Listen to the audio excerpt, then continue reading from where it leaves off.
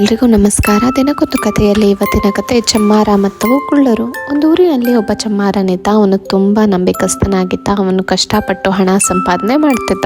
ಆದರೂ ಅವನಿಗೆ ಹಣ ಕೂಡ್ತಾ ಇರಲಿಲ್ಲ. ಎಷ್ಟೇ ಆದರೂ ಅವನಿಗೆ ಎಷ್ಟೇ ಸಂಪಾದನೆ ಆಗ್ತಾ ಇರಲಿಲ್ಲ. ಊಟ ತಿಂಡಿಗೆ ಆಗುವಷ್ಟು ಹಣ ಸಂಪಾದನೆಯನ್ನು ಕೂಡ ಆಗ್ತಾ ಇರಲಿಲ್ಲ.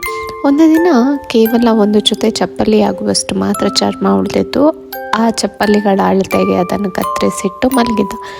ಬೆಳಗಾದ ಮೇಲೆ ನೋಡ್ತಾರೆ ಚಪ್ಪಲಿಗಳು ಹೊಲಿದು ಸಿದ್ಧವಾಗಿತ್ತು. ಅವನಿಗೆ ಬಹಳ ಆಶ್ಚರ್ಯ ಆಗತ್ತೆ. ಅದೇ ದಿನ ಅದನ್ನು ಯಾರೋ ಒಬ್ಬ ವ್ಯಕ್ತಿ ಅದಕ್ಕಿಂತ ಜಾಸ್ತಿ ಹಣವನ್ನು ಕೊಟ್ಟು ತಗೊಂಡು ಹೋಗ್ತಾನೆ. ಇದರಿಂದ ತುಂಬ ಖುಷಿ ಆಗುತ್ತೆ. ಇಂದ ಲಾಭದಿಂದ 2 ಚಪ್ಪಲಿ ಹೊಲಿಯುವಷ್ಟು ಹಣವನ್ನು ತೆಗೆದುಕೊಂಡು ಬಂತಾನೆ. ಎಂದಿನಂತೆ ಚಪ್ಪಲಿ ಅಳತೆಗೆ ಚರ್ಮವನ್ನು ಕತ್ತರಿಸಿಟ್ಟು ಮಲಗ್ತಾನೆ. ಮರುದಿನ ಬೆಳಿಗ್ಗೆ ಎದ್ದು ನೋಡಿದ್ರೆ ಚಪ್ಪಲಿಗಳು ಹೊಲಿದು ಸಿದ್ಧವಾಗಿರುತ್ತೆ. ಆ ಚಪ್ಪಲಿಗಳು ಕೂಡ ಮಾರಾಟ ಆಗುತ್ತೆ. ಹೀಗೆ ಚಮ್ಮಾರನಿಗೆ ಸಾಕಷ್ಟು ಹಣ ಬರುತ್ತೆ.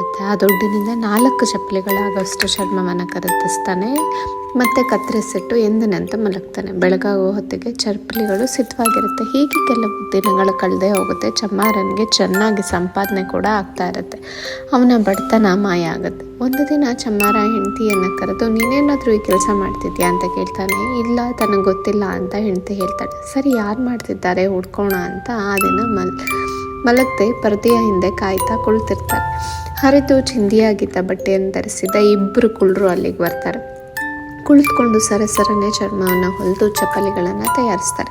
ಚಮ್ಮಾರನಿಗೆ ಅವ್ರ ಕೈ ಚಳಕ ನೋಡಿ ತುಂಬ ಆಶ್ಚರ್ಯ ಆಗುತ್ತೆ. ತಮ್ಮ ಕೆಲಸ ಎಷ್ಟು ಬೇಗ ಮುಗಿಸಿದ್ದಾರೆ ಅಂತ ಅನ್ಕೋತಾನೆ. ಬೆಳಗಾಗುವಷ್ಟೊತ್ತಿಗೆ ಹೊರಟು ಹೋಗ್ಬಿಡ್ತಾರೆ.